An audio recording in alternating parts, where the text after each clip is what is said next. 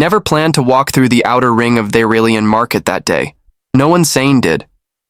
It wasn't just the stench of blood and battery grease. It was what they sold, what they caged. I'd seen some twisted auctions on the trade routes. Between Orion and Sector K, combat droids, organ-grown twins, even void-touched whisperers, but nothing prepared me for what I saw in stall 47G. She was standing. Not sitting. Not slumped. Standing. No name tag. No collar. No stats screen listing biomods or galactic origin. Just her. Pale as frost. Skin shimmering like iced quartz under the twin suns of Karos Thuri. And naked. Deliberately, cruelly naked. Except for the residue of black market binding gel on her wrists and ankles. I froze. I mean, I've seen slaves before. But this? She wasn't trembling, wasn't crying. Just stood there like a statue sculpted by the universe itself, her violet eyes scanning the crowd, daring them to look away. Daring them to try. One of the Zarnok traders next to me whispered, "Untamed. Broke the last 3 owners. Psychic lash. You even think wrong, she can snap your cortex." I didn't believe him, because I knew pain. Real pain. The kind that doesn't scream. It hums.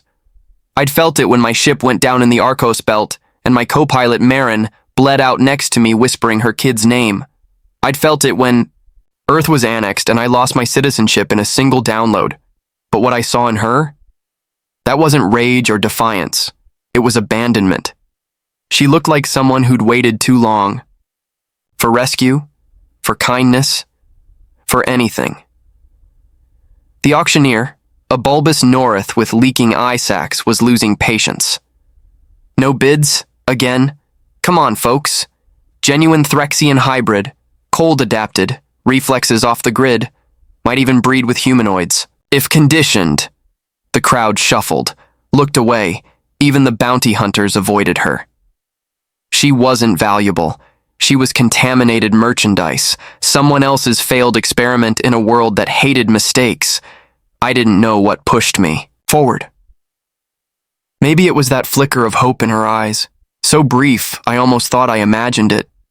Or maybe I was just tired of pretending I was still human after everything the universe took from me. I stepped forward, thumbed my credit chip, and said one word. Mine. Silence. The auctioneer blinked, his mouth holes quivering. You're actually placing a bid? No bid, I growled. I'm buying outright. Full transfer. Now.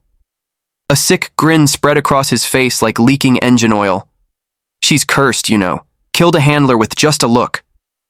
I've stared into black holes and lived. I think I can handle her. He motioned to a rusted servo arm. It jabbed a prong into her neck. No scream, no flinch, just a hiss and the burn of the ownership seal embedding into her dermis. Done, the North croaked. No refunds. I stepped toward her slowly, careful not to touch. Do you have a name? Nothing. Her gaze swept past me like I was another guard, another buyer, another monster. Imgel, I said quietly. I don't know what they told you. I don't care what they did to you. But I'm not going to hurt you. Still nothing. I offered my coat. She didn't move. The market crowd began to disperse, their thrill gone now that the freak had been bought. I didn't blame them. There was no pleasure in watching a broken thing limp away. Only shame. Finally, as I turned to walk away, her voice sliced the air. Hoarse, low, but terrifyingly clear. Why? I turned. Why? What? Why did you buy me? Her eyes locked onto mine. Not pleading, not soft, just burning. Because no one else did, I answered honestly. She narrowed her gaze. That's not a reason. You're right, I said. It's not, but maybe it's a beginning.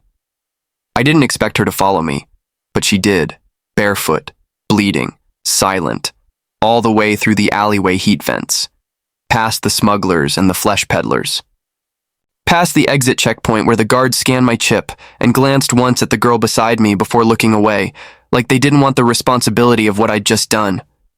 I took her to my ship, the Halcyon Ghost. She paused at the ramp, looked at the stars overhead. For a second, I thought she might run. Instead, she whispered, "Anori." "What?" "My name," she said softly. "It's Anori." I nodded. "Nice to meet you, Anori." But the way she said it wasn't a gift, it was a warning. I gave her the small medbay berth on my ship, the Halcyon Ghost. Not because I thought she'd sleep, not because I expected her to rest, but because it was the only room that still had locks on both sides. She didn't ask for food, didn't ask for water.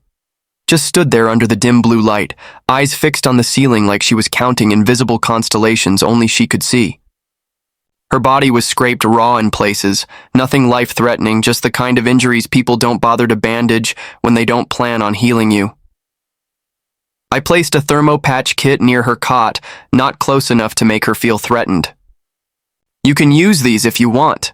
They won't sting." She didn't speak, but she watched, every move, every shift in my posture, like a predator pretending not to be one. I didn't push her.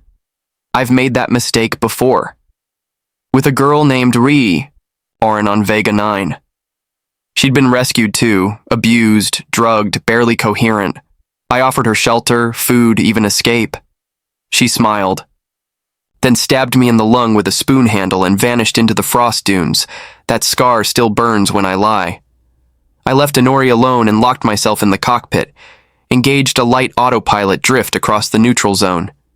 Just far enough from the trade lanes to avoid patrols, but close enough to hit the nav beacon if we had to bolt. I tried to sleep, didn't. Not because of fear, but because I couldn't stop wondering, what was she before the market? No slave wakes up one day with psychic scars and hollow defiance. Something broke her, or someone. The next morning, or what passed for morning in deep space, I found her in the engine bay. The toolkit was open. 2 of my pulse drives had been stripped and reassembled with better efficiency. My hydro condenser, previously jammed, was now humming like it had been tuned by a factory-grade drone. She was barefoot, hair in her face, fingers stained with coolant.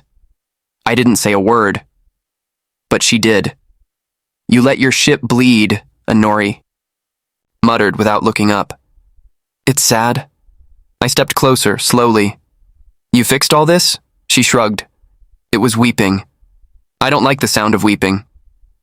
"You hear machines?" "No," she said. "I feel them." I didn't ask how. I just nodded. "Thank you." Her head tilted at that, slightly, like a bird watching something new. "You didn't ask me to." I didn't think I needed to. Her hands froze over the circuit board. They always asked, and then they punished if I refused. "Then I won't ask," I said, voice soft. "You don't owe me anything." A long silence followed. She sat back against the bulkhead, arms wrapped around her knees. "My mother sold me," she said suddenly. "I stayed quiet. She had 12 daughters. I was the weakest. My ice didn't form. I didn't shape weapons like the others. So they said I was born wrong. A fragment. A glitch." She didn't cry. Her tone was factual, like she was reading a log file from someone else's life. "They took me to the trader's moon.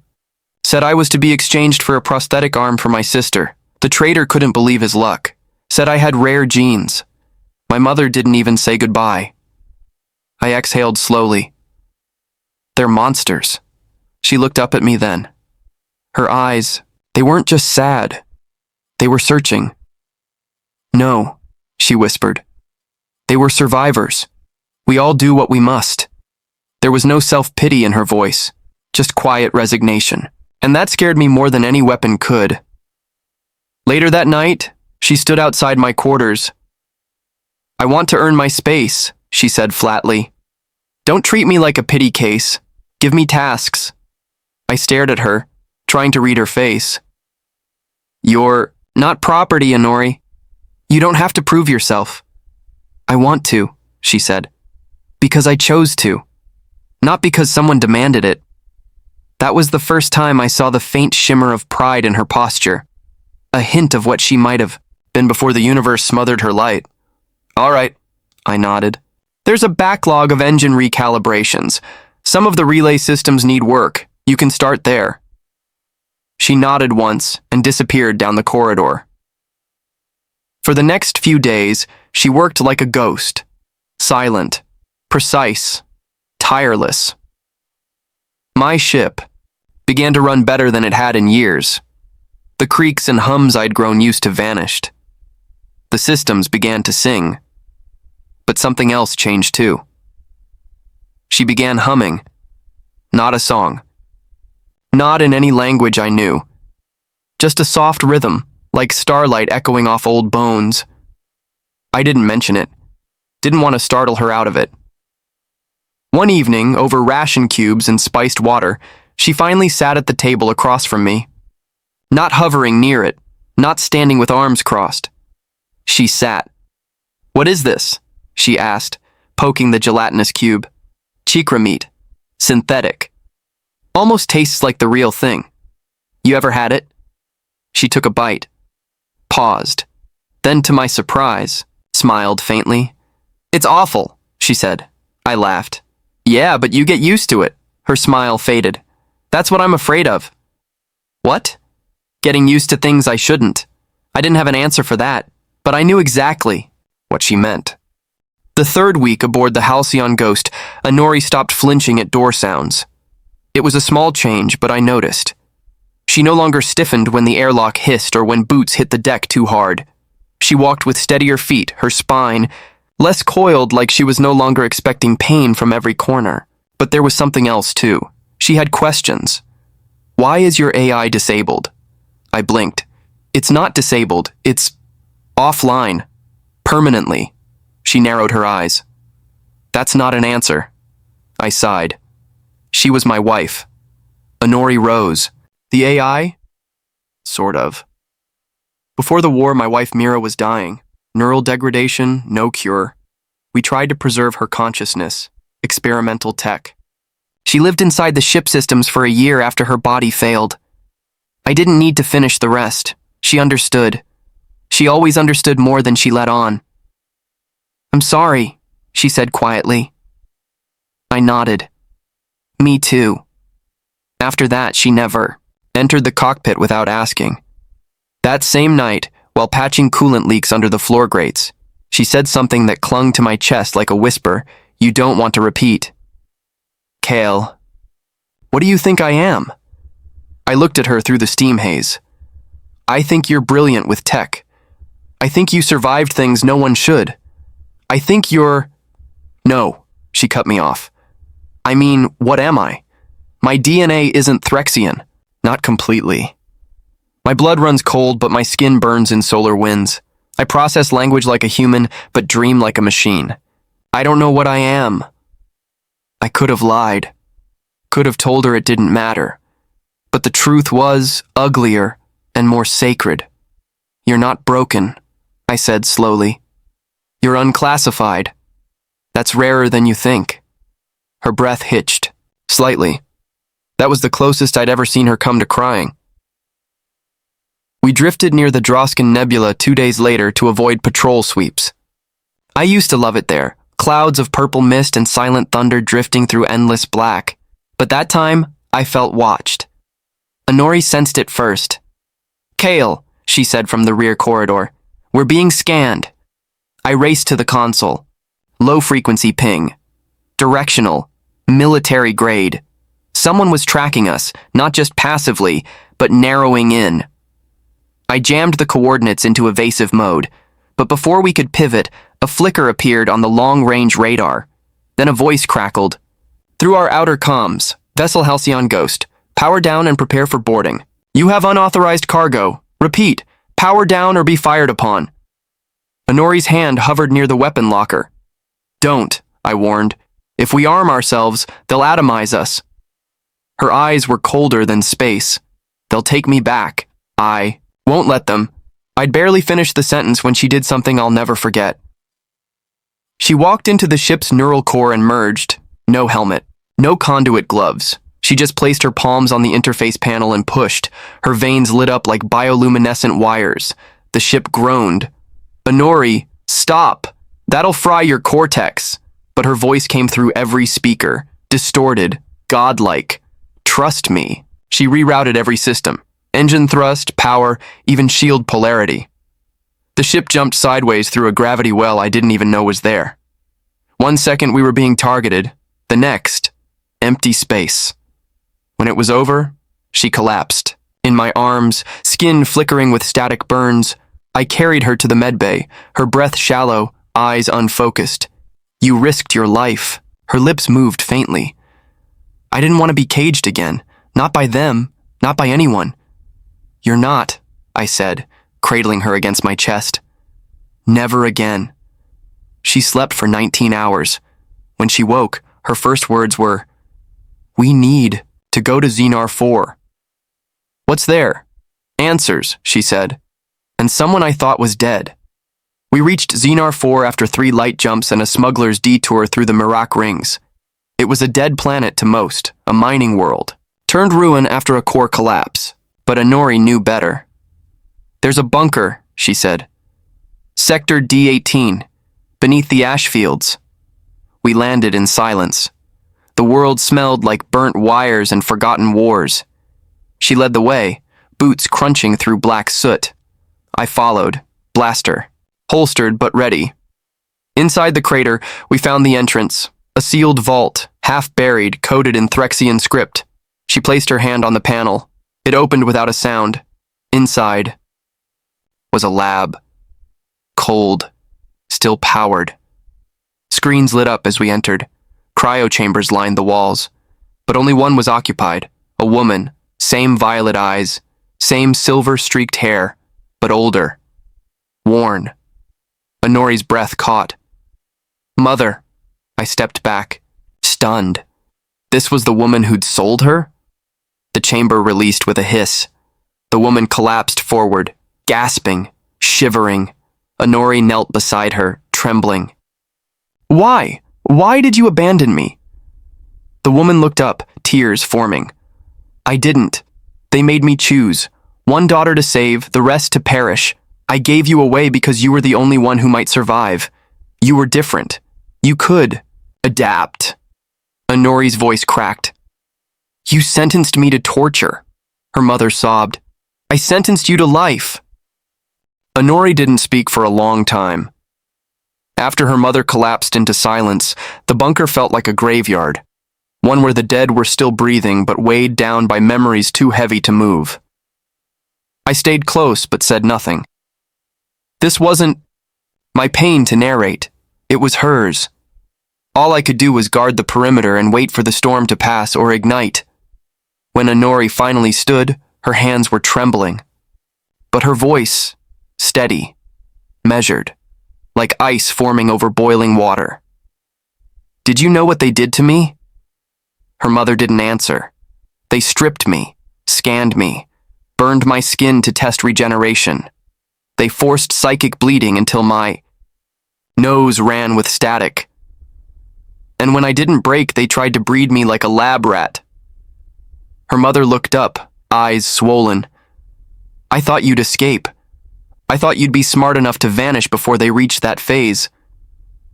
"I was 8, Anori hissed. The silence after that was worse than screaming. I finally stepped forward. "Anori, we can go. You don't owe her anything." But she turned to me, her eyes unreadable. "I do. I owe her the truth, so she can live knowing what she traded for survival." Her mother reached for her, but Anori stepped back. "Don't. I came here for closure, not comfort." Then she turned to me and said quietly, "Let's go." Back on the Halcyon Ghost, the journey away from Xenar 4 felt weightless. Not because the ship had less cargo, but because something inside Anori had shed its anchor. She no longer drifted from room to room like a ghost. She walked, present, grounded, breathing. That night, under the simulated skylight in the mess, she asked me something unexpected. "What do you see when you look at me?" I put down my ration bar.